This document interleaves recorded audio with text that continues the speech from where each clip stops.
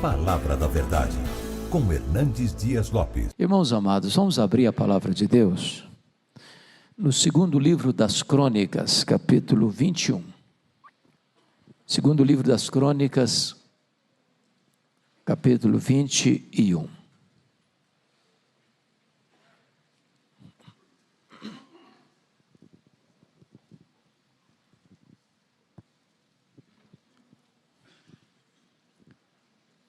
Lido o texto, mantenha a sua Bíblia aberta, por favor, nesta passagem. Está escrito assim: descansou Josafá com seus pais e foi sepultado com eles na cidade de Davi, e Jeorão, seu filho, reinou em seu lugar. Teve este irmãos, filhos de Josafá: Azarias, Jeiel, Zacarias, Azarias, Micael e Cefatias. Todos estes foram filhos de Josafá, rei de Israel. Seu pai lhes fez muitas dádivas de prata, ouro e coisas preciosas, e ainda de cidades fortificadas em Judá. Porém o reino deu a Jeorão, por ser o primogênito. Tendo Jeorão assumido o reino de seu pai, e havendo-se fortificado, matou todos os seus irmãos à espada, como também alguns dos príncipes de Israel. Era Jeorão da idade de 32 anos, quando começou a reinar, e reinou 8 anos em Jerusalém. Andou nos caminhos dos reis de Israel, como também fizeram os da casa de Acabe, porque a filha deste era sua mulher, e fez o que era mal perante o Senhor. Porém o Senhor não quis destruir a casa de Davi por causa da aliança que com ele fizera, segundo a promessa que ele havia feito de dar a ele sempre uma lâmpada e a seus filhos. Nos dias de Jeorão, se revoltaram os edomitas contra o poder de Judá e constituíram o seu próprio rei. Pelo que Jeorão passou adiante com todos os seus chefes e todos os carros com ele. De noite se levantou e feriu os edomitas que os cercavam e os capitães dos carros. Assim se rebelou Edom para livrar-se do poder de Judá até o dia de hoje. Ao mesmo tempo, se rebelou também Libna contra Jeorão, porque este deixara o Senhor, Deus de seus pais. Também fez altos nos montes de Judá, e seduziu os habitantes de Jerusalém à idolatria, e fez desgarrar a Judá. Então lhe chegou às mãos uma carta do profeta Elias, em que estava escrito: assim diz o Senhor, Deus de Davi, teu pai: porquanto não andaste nos caminhos de Josafá, teu pai, e nos caminhos de Asa, rei de Judá, mas andaste nos caminhos dos reis de Israel, e induziste a idolatria a Judá e os moradores de Jerusalém, segundo a idolatria da casa de Acabe, e também mataste a teus irmãos da casa de teu pai, melhores do que tu. Eis que o Senhor castigará com grande flagelo ao teu povo, aos teus filhos, às tuas mulheres e todas as tuas possessões. Tu terás grande enfermidade nas tuas entranhas, enfermidade que aumentará dia após dia, até que saiam as tuas entranhas. Despertou, pois, o Senhor contra Jeorão o ânimo dos filisteus e dos arábios que estão da banda dos etíopes. Estes subiram a Judá, deram contra ele e levaram todos os bens que se acharam na casa do rei, como também a seus filhos e as suas mulheres, de modo que não lhe deixaram filho algum, senão Jeoacás, o mais moço deles. Depois de tudo isto, o Senhor o feriu nas suas entranhas com enfermidade incurável, e aumentando esta dia após dia, ao cabo de 2 anos, saíram-lhe as entranhas por causa da enfermidade, e morreu com terríveis agonias. O seu povo não lhe queimou aromas, como se fez a seus pais. Era ele da idade de 32 anos, quando começou a reinar, e reinou 8 anos em Jerusalém, e se foi sem deixar de si saudades. Sepultaram-no na cidade de Davi, porém não nos sepulcros dos reis. Eu queria pensar com vocês sobre o risco de viver e morrer sem deixar saudades. A Bíblia diz que tudo o que foi escrito para o nosso ensino e a nossa advertência. O sábio, é aquele que aprende com os erros dos outros, para não percorrer o mesmo caminho, sinuoso, escorregadio, que conduz à tragédia e à perdição. Eu queria olhar para esse texto em 3 perspectivas nesta manhã. Primeiro, privilégios. Segundo, perigos. Terceiro, prejuízos. Você pode repetir essas 3 palavras comigo? Privilégios, perigos, prejuízos. Aqui estamos falando de um rei chamado Jeorão, filho de um dos maiores monarcas de Judá, o rei Josafá, um homem de Deus, um homem que teve experiências profundas com Deus, um homem que foi muito generoso até com seus filhos, até excessivamente generoso, dando aos seus filhos ouro, prata, até cidades fortificadas. Mas um homem que tem como primogênito um jovem que vai desastradamente arruinar sua vida, arruinar sua família, arruinar sua nação, e vai embora, sem deixar de si saudades. Que privilégios teve esse moço? Primeiramente, veja comigo os versos 1 e 2, o privilégio de ter um pai piedoso. É muito curioso isso, irmãos, como um homem como Josafá, um homem de Deus, um homem probo, um homem piedoso, um homem honrado, um homem que deixou seu legado, ter um filho tão desastrado quanto este. Às vezes a gente fica perplexo ao ver isso na Bíblia, de homens piedosos terem filhos maus, e de homens maus, como Acais, ter um filho como Ezequias, um homem piedoso. Ter um pai piedoso é uma grande bênção, é um grande privilégio. Ter exemplo dentro de casa, ter modelo, ter paradigma, ter para quem olhar. Esse moço teve esse privilégio, mas esse moço teve um segundo privilégio. Ele herdou o reino, versículos 3 e 5, aos 32 anos de idade. Um reino pujante, rico, opulento, tinha tudo para fazer um trabalho melhor que seu pai, porque já tinha por trás dele todo o trabalho que seu pai já havia realizado, podia deslanchar, podia crescer, podia tornar-se maior que o pai.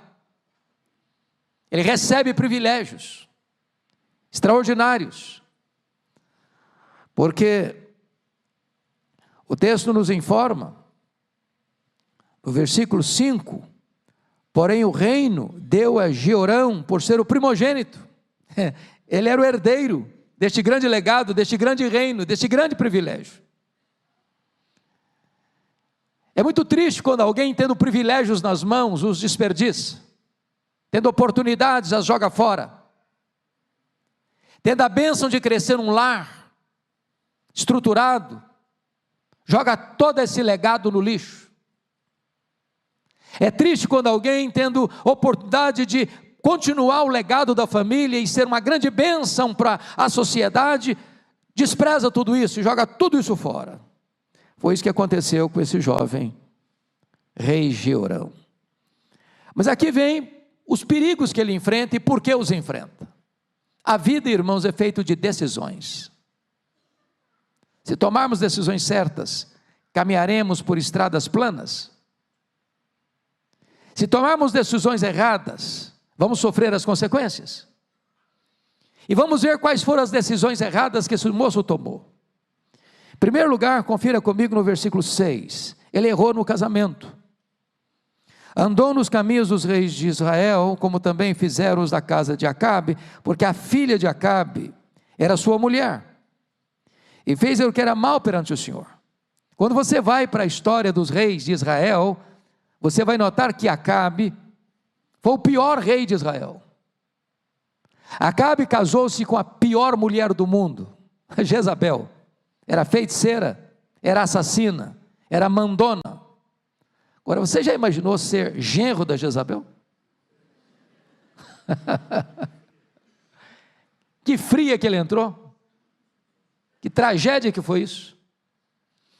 Não é só o fato de ele ser genro da Jezabel e do Acabe, não. Ele copia a história de Jezabel e de Acabe. Ele imita os erros dessa família. Aqui está um alerta para os nossos jovens, para os nossos adolescentes. Aqui está um alerta para os pais que têm filhos na época de casamento. É necessário pensar sobre isso. Porque quando você casa com alguém, você não casa só com essa pessoa, você casa com a família. Isso pode não só trazer um problema para a pessoa, mas trazer um problema para toda a conjuntura familiar. E foi exatamente o problema desse moço, que tendo tantas moças em Israel, vai contrair matrimônio exatamente com a pior família do reino do norte, do reino de Israel, e que vai ser certamente a causa da tragédia da sua vida, da sua família e da sua nação. Mas há um segundo erro, uma segunda decisão errada desse moço. Olha comigo o versículo 4, por gentileza. Tendo Jeorão assumido o reino de seu pai, e havendo-se fortificado, matou todos os seus irmãos à espada, como também alguns dos príncipes de Israel. Olha o verso 13, a carta que Elias mandou para ele. Mas andaste nos caminhos dos reis de Israel, e induziste a idolatria a Judá e os moradores de Jerusalém, segundo a idolatria da casa de Acabe, e também mataste a teus irmãos da casa de teu pai, melhores do que tu. Bom, aqui tem por trás uma cultura. Qual é a cultura? A cultura do Oriente Médio é que quando um rei assumia o poder, via de regra, ele eliminava os membros da dinastia anterior. Bom, esse moço, não tendo os membros da dinastia anterior para eliminar, ele elimina aquele que ele acha que pode ser os seus concorrentes. Qualquer tropeço dele, qualquer erro dele, pode ascender ao poder um irmão dele. Já que ele era casado com a filha de Acabe e Jezabel, poderia também, por influência política, alguém lá do reino do norte, diante de um tropeço dele, assumir o trono. Então o que ele vai fazer? Ele vai tirar do caminho qualquer pessoa que na cabeça dele pode ser um risco para o governo dele. É alguém que é egoísta, é alguém que não vê senão a si mesmo, é alguém que está disposto a passar como um trator por cima de todas as pessoas que ele acha que pode ser um problema para ele. E esse homem então age com truculência, como um sanguinário, como um ditador perverso, como um homem que não respeita a família, que não respeita a dignidade da vida, que está disposto a derramar sangue desde que ele permaneça no poder. É uma tragédia um casamento errado, mas é uma tragédia maior ainda, quando você olha para a família sem amor, sem respeito, você atenta contra a própria família para prevalecer. É alguém que quer construir o seu sucesso sobre os escombros dos outros, ainda que esses outros sejam membros da própria família. Mas há uma terceira decisão errada na vida desse moço. Veja comigo, a decisão errada agora não só quanto ao casamento, não só quanto à família, mas uma decisão errada quanto a Deus. Confira aí comigo os versos 11 a 13. Vejam vocês que ele está recebendo uma carta do profeta Elias. Está escrito: também fez altos nos montes de Judá, seduziu os habitantes de Jerusalém à idolatria. Preste atenção à palavra seduzir, porque quando você lê a história da Jezabel e do Acabe, eles impuseram a idolatria lá no reino do norte, à força da baioneta e da espada, matando os profetas de Deus, e impondo a idolatria à força, a falsa religião à força. Olha aí a misturança entre governança e religião, entre política e religião, quando o Estado quer impor uma religião e impor a força. Aqui o texto diz que ele impõe por sedução, ele induziu, ele seduziu os habitantes de Jerusalém à idolatria. E diz o texto, e fez desgarrar a Judá. Ou seja, o pai deixou o povo servindo a Deus, e ele vai seduzir esse povo para desgarrar os seus súditos, desgarrar os membros da sua nação, os habitantes da sua nação, para servir a outros deuses. Versículo 12. Então lhe chegou às mãos uma carta do profeta Elias, em que estava escrita: assim diz o Senhor Deus de Davi, teu pai: porquanto não andaste nos caminhos de Josafá teu pai, e nos caminhos de Asa, rei de Judá, mas andaste nos caminhos dos reis de Israel, e induziste a idolatria a Judá, e os moradores de Jerusalém, segundo a idolatria da casa de Acabe. O que está acontecendo? Ele casou-se com a filha de Acabe, com a filha de Jezabel, e ele importa a religião idólatra da família da esposa dele, e impõe e implanta essa mesma religião idólatra aqui em Judá, que servia ao Deus vivo, ao Deus Todo-Poderoso. Meus amados irmãos, aqui tem um alerta, porque quando o homem abandona Deus para patrocinar a falsa religião, ele está arruinando o futuro dessa nação, está atraindo maldição para a sua nação. Ele está atraindo problemas gravíssimos para o futuro dessa nação. E a mão de Deus trouxe juízo sobre ele, sobre a família dele e sobre toda a nação, em virtude da decisão de querer impor uma religião falsa na sua nação. Mas notem mais, ele vai se tornar um transtorno agora, desceu errada, não só contra com respeito ao casamento, à família, a Deus, mas ao próprio povo dele. Confira comigo os versos 13 e 14. Você pode ler comigo esses dois versos? Vamos juntos? Mas andastes nos caminhos dos reis de Israel, e induziste a idolatria a Judá, e os moradores de Jerusalém, segundo a idolatria da casa de Acabe, e também mataste teus irmãos da casa de teu pai, melhores do que tu. Eis que o Senhor castigará com grande flagelo ao teu povo, aos teus filhos, às tuas mulheres e a todas as suas possessões. Então veja que o problema vem para a família dele, para a nação dele e também para a economia da nação. Juízo de Deus. Quando um governante não entende o seu papel e quer transpor a linha do seu governo para impor uma falsa religião, ele traz problema para ele, para a família dele, para a nação e para a economia de todo o povo.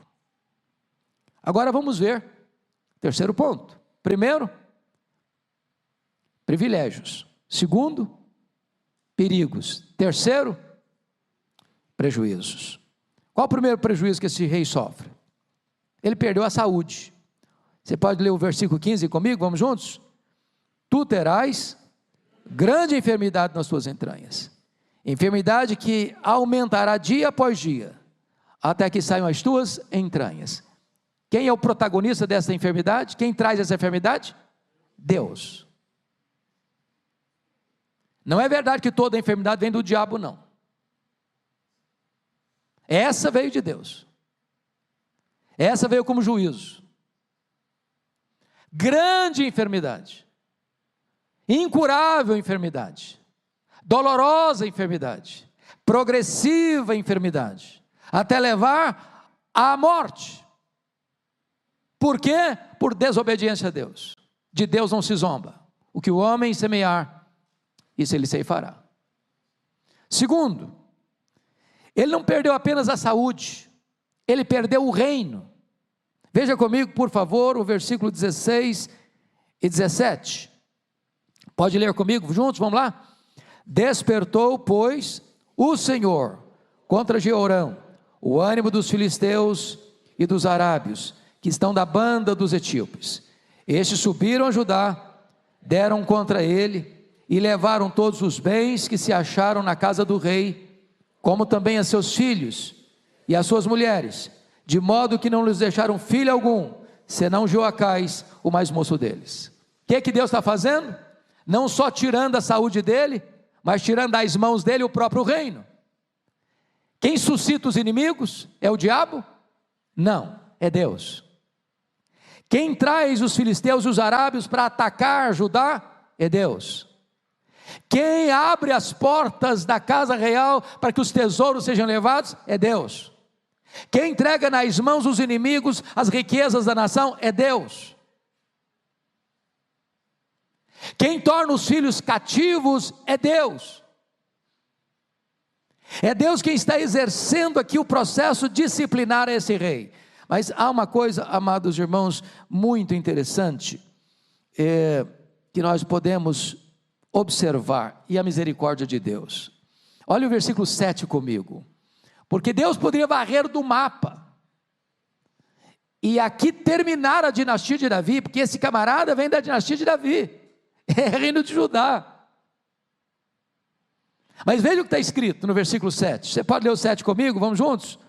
Porém, o Senhor não quis destruir a casa de Davi, por causa da aliança que com ele fizera, segundo a promessa que lhe havia feito de dar a ele sempre uma lâmpada e a seus filhos. O que está acontecendo? O Messias vinha da linhagem de Davi. No reino do norte, que começa no ano 931 a.C., com a morte de Salomão, até 722, quando a Síria leva esse reino do norte cativo, tivemos 19 reis, em 8 dinastias diferentes. Mas o reino do sul, o reino de Judá, nós tivemos uma única dinastia. Qual é a dinastia? A dinastia de Davi. Por quê? Porque o Messias deveria vir da descendência de Davi, como filho de Davi.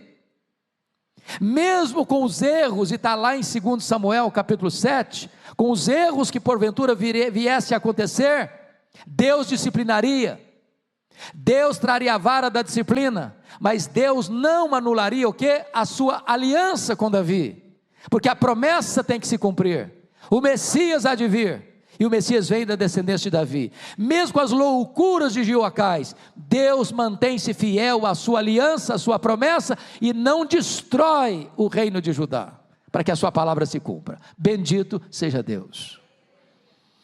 Mas vejam vocês, meus amados irmãos, que este homem vai ter um grande prejuízo de perder o que mesmo?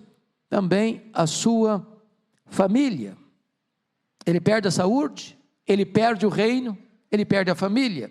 Olha o verso 17 comigo, leia comigo o verso 17, vamos juntos.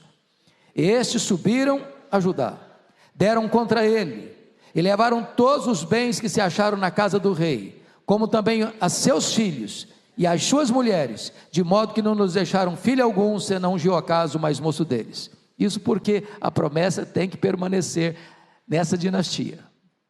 Mas ele perde a família. Ele perde a família. De todos os bens que um homem tem na vida, a família é o seu tesouro melhor e mais precioso. Esse homem mata os seus irmãos, e agora a sua família que ele gerou é destruída. Ele semeou, ele colheu. Mas mais do que isso, em quarto lugar, esse homem perde a própria vida. Versos 18 e 19 está escrito assim: depois de tudo isso o quê? De perder o reino, de perder a saúde, de perder a família, de perder os bens, depois de tudo isso, é tempestade sobre tempestade, é abismo chamando outro abismo. Depois de tudo isto, o Senhor o feriu nas suas entranhas com enfermidade incurável. Quem é que feriu? O Senhor. Olha o verso 19, e aumentando esta dia após dia, durante quanto tempo? 2 anos. Já pensou o que é isso? Hoje está ruim, amanhã está pior um pouco, depois de amanhã não tem alívio não, vai piorar mais um bocadinho, num processo de mais de 700 dias, todo dia um pouco pior, todo dia um pouco pior, todo dia um pouco pior, todo dia um pouco mais de sofrimento, todo dia um pouco mais de sofrimento, até que termina no versículo 19 dizendo assim: e morreu com terríveis agonias. Decisões erradas, consequências desastrosas. Lição para nós: de Deus não se zomba. O que o homem semear, isso ele ceifará. Mas deixa eu terminar. Este homem perdeu a saúde, este homem perdeu o reino, este homem perdeu a família, este homem perdeu os bens, este homem perdeu a vida, mas finalmente, este homem perdeu o prestígio. Há muitas pessoas, irmãos, que passam pela vida e sofrem muito. Homens de Deus sofrem muito. A Bíblia fala lá dos profetas. Isaías foi cerrado ao meio. Jeremias foi jogado num buraco para morrer. Mas esses homens deixaram um legado. E a vida deles nos inspira. E quando olhamos a biografia deles, nós somos estimulados a andar com Deus. Mas olha o que esse homem perdeu. Versículo de número 20. Leia comigo o verso 20, por favor. Vamos juntos. Era ele da idade de 32 anos, quando começou a reinar, e reinou 8 anos em Jerusalém. E se foi sem deixar de si saudades, até aqui. É a única pessoa na história da Bíblia que tem esse registro. Não teve choro no seu funeral. Não teve tristeza no seu funeral. Teve alívio. Alívio. Nós diríamos hoje assim, já foi tarde. Morreu sem deixar de si saudades. A pergunta que eu quero fazer a você hoje é esta: e você, o que está fazendo da sua vida? Diante de tantos privilégios, de ser criado à imagem e semelhança de Deus, de ser amado por Deus, de ter uma casa, ter uma família, ter sustento, ter liberdade, ter uma igreja, ser filho de Deus, servo do Altíssimo. O que você está fazendo da sua vida? Quais são suas escolhas? Você tem honrado sua vida no sentido de recebê-la como um presente de Deus? Você tem honrado sua família? Você tem honrado seu casamento? Você tem honrado seus irmãos? Você tem honrado o que Deus colocou nas suas mãos para administrar? Quando eu olho para Jeorão, eu fico desesperado. Falei, meu Deus, que tragédia. Mas há um outro rei para quem eu posso olhar hoje. Este rei é Jesus. Este Jesus é o primogênito também de toda a criação de Deus. Ele é o primeiro, é o causador, é o criador de todas as coisas. Ele é o amado do Pai. Ele é o Rei dos Reis. Ele não veio para tirar a vida, ele veio para dar a vida, a sua própria vida. Ele não veio para matar, como Jeorão, ele veio para que você e eu pudéssemos ter vida e vida em abundância. Ele não veio para casar-se com a iniquidade, ele veio para desposar a igreja como sua noiva. Ele não veio para ser vencido pelos inimigos, ele veio para triunfar sobre eles e colocar todos os seus inimigos debaixo dos seus pés e estabelecer um reino de justiça e de graça. Ele não veio para trazer doença, ele não veio para trazer sofrimento, ele veio para trazer vida, ele veio para trazer vida eterna.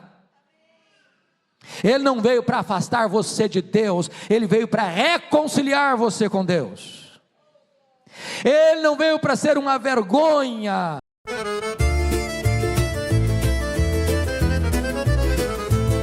Mi svegliai con freddo da faccia, mentre Caddina faccia festa da strada. Misi scarpe, uno sì e uno no, e si fuori con tutto cor in moto. A porta scrusciavo, il cielo era chiatto, e femmini già parlano un tovatto. Un vicino mi dissi, oh cammini presto, ci rispondi no cerco lo resto. Presto in un giorno che non vuole pensare, ma vuole campare, ridere, scappare. E fuori a casa tutto era come prima, ma l'aria c'era una gioia più fina.